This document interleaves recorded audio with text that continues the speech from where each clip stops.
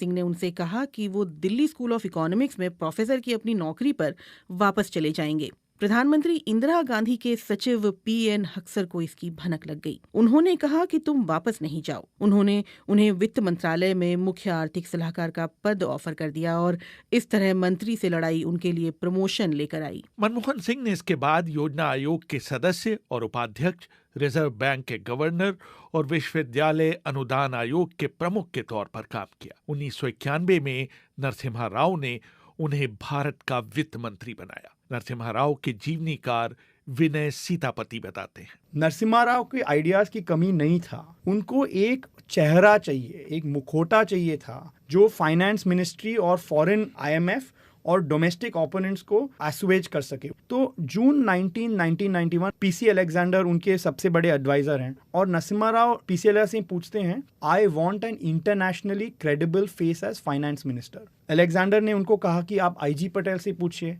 IG Patel governor of Reserve Bank बन चुके थे और तभी लंदन स्कूल ऑफ इकोनॉमिक्स के डायरेक्टर थे। तो नरसिम्हा राव ने हाँ किया। उन्होंने वो नाम वेंकटरामन को दिया जो प्रेसिडेंट थे और फाइनेंस मिनिस्टर बन चुके थे। आईजी पटेल ने नहीं कहा। अलेक्जेंडर ने जब फोन किया और उन्होंने कहा कि उनकी माँ बड़ौदा में थी, वो बहुत ओल्ड थी, he wanted to take care of his mother. फिर पीसी अलेक्जेंडर ने मनमोहन सिंह का नाम बोला। June 20th evening, one day before the swearing in ceremony, PC Alexander ने रात को मनमोहन सिंह को फोन किया। तब मनमोहन सिंह जी सो रहे थे क्योंकि वो फॉरेन से आए थे और फिर उनको उठाया गया और उनको कहा कि आप फाइनेंस मिनिस्टर बनेंगे।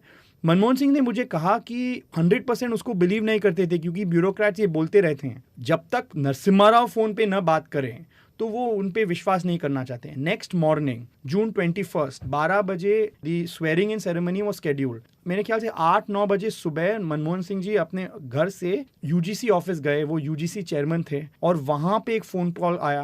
नरसिम्हा राव फोन पे थे। उन्होंने कहा कि भाई I want you as finance minister, आप 12 बजे स्वेरिंग इन है, आप 1 घंटे पहले आइए क्योंकि मुझे वो स्पीच के बारे में बात करना है। और फिर नरसिम्हा राव ने उनको कहा कि if we succeed we will both get the credit, if we fail you will have to go। Manmohan Singh ने उस चुनौती को स्वीकार किया और भारत के सबसे सफल वित्त मंत्री कहलाए। संजय बारू बताते हैं कि निजी बातचीत में भी मनमोहन सिंह बहुत रिजर्व्ड हुआ करते थे। जब ब्रिटेन के प्रधानमंत्री गॉर्डन ब्राउन और चीन के प्रधानमंत्री हु जिनताओ भी उनकी तरह कम बातूनी हों तो बातचीत आगे बढ़ाने में बहुत मुश्किल होती थी। वो बहुत शाय और क्वाइट थे।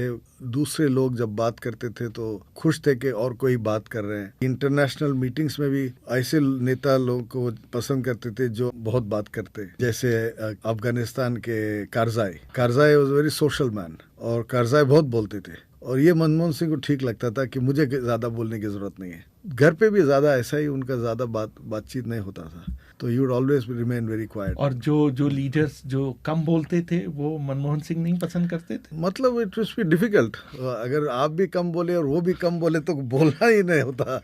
It was be difficult. Manmohan Singh की बेटी दमन सिंह ने उन पर लिखी जीवनी में उनकी शख्सियत के दूसरे और पक्षों पर भी रोशनी डाली है। हर 2 महीने पर हमारा पूरा परिवार बाहर खाने जाता था। हम या तो कमला नगर की कृष्णा स्वीट्स में दक्षिण भारतीय खाना खाते थे या दरियागंज के तंदूर में मुगलाई खाना। चीनी खाने के लिए हम मालचा रोड पर फ्यूजिया रेस्टोरेंट में जाते थे और चाट के लिए हमारी पसंद होती थी बंगाली मार्केट। मेरे पिता को ना तो अंडा उबालना आता था और ना ही टेलीविजन ऑन करना। हमें उनकी सरकारी गाड़ी पर बैठने का कभी मौका नहीं मिला। अगर हम किसी जगह पर जा रहे हों जो उनके रास्ते में पड़ती थी तब भी वो हमें अपनी सरकारी कार में नहीं बैठने देते थे। किन्हीं कारणों से उन्हें अपनी चाल पर भी नियंत्रण नहीं था। एक बार जब वो तेज चाल से चलने लगते थे तो उनकी चाल कभी धीमी नहीं पड़ती थी और उनके साथियों को उनके साथ चलने में बहुत मशक्कत करनी पड़ती थी। संजय बारू बताते हैं कि मनमोहन सिंह को भाषण देना बिल्कुल नहीं आता था। उनकी आवाज बहुत पतली थी और वो सही शब्दों पर जोर नहीं दे पाते थे। शुरू में देश को संबोधित करने से पहले वो अपने भाषण का अभ्यास किया करते थे। 2004 में जब इंडिपेंडेंस डे की स्पीच और national address to the nation तब प्रैक्टिस करते थे, इसलिए कि वो पहला एक्सपीरियंस था उनका। 2004 अगस्त में भी जब लाल किले से उनका इंडिपेंडेंस डे स्पीच हुआ वो भी उन्होंने प्रैक्टिस किया, मगर उसके बाद जब आदत पड़ गई तो ये प्रैक्टिस। और स्पीच उनकी हिंदी में लिखी होती थी। उनको हिंदी पढ़ना नहीं आता है, गुरुमुखी या उर्दू। उनका जो एजुकेशन हुआ था बचपन से घर में गुरुमुखी पढ़ते थे और स्कूल में उर्दू में पढ़ते थे। तो इधर उर्दू स्क्रिप्ट में होगा या गुरुमुखी में होगा। हमारी आज़ादी सही मानों में तभी पूरी होगी जब हम अपने देश से गरीबी, अशिक्षा, भूख और पिछड़ेपन को खत्म कर पाएंगे। ये तभी मुमकिन होगा जब हम सब मिलकर अपनी कामयाबियों को आगे बढ़ाएं और अपनी असफलताओं से सबक सीखें। मनमोहन सिंह के बारे में 2012 में एक दिलचस्प टिप्पणी कांग्रेस नेता दिग्विजय सिंह ने की थी कि मुझे पता नहीं कि